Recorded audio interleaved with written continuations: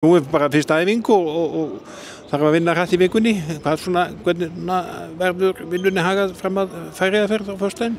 Við æfum heima fram á föstudagsmorgun. Erum með svona þétt plan fyrir þessa daga heima og þetta er mikið sem að gengur álíka. Það þarf að sinna inn á þessu. Stelpurnar eru í auglýsingatökum og svona því sem að fylgir þessu stórmótamorið.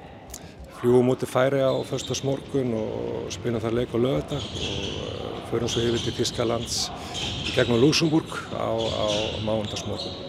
Þannig að svona kannski fyrst og fremst verður áframhald megináherslan á varnarleik eða hvað? Já, það nú þannig.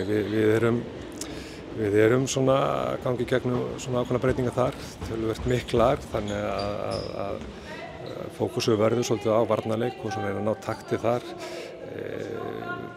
Fannst vera á milli leikja í þetta verkefni góður stígandi í varnarleiknum þó að það svo mikið duga til og nú ætlum við að halda áfram að vonandi stíga fram á við þar og bæta okkar leik.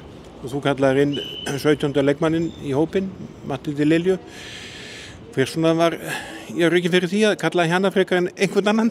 Það svona fyrst og fremst út af meiðslunum sem Andrea að glíma við. Andrea náttúrulega lykilmanneska í okkur varnarleik, bæði þá sem hafsent og sem senter í 5-metrarvörðunni hjá okkur. Matta hefur verið að spila hafsentin í vörðunni hjá ÍR og eins hefur hún aðeins pröfað sig fyrir framann, þannig að hún nýtist okkur í báðum vörðnum og þess vegna tekið henni inn. Hún er líka svona ákveðið hugafar í henni sem ég er mjög hrifinn af. Hún er svona gaman að að taka bardagann og fara í bardagann og er hugrökk og ég hef bara mjög mikla trú á henni.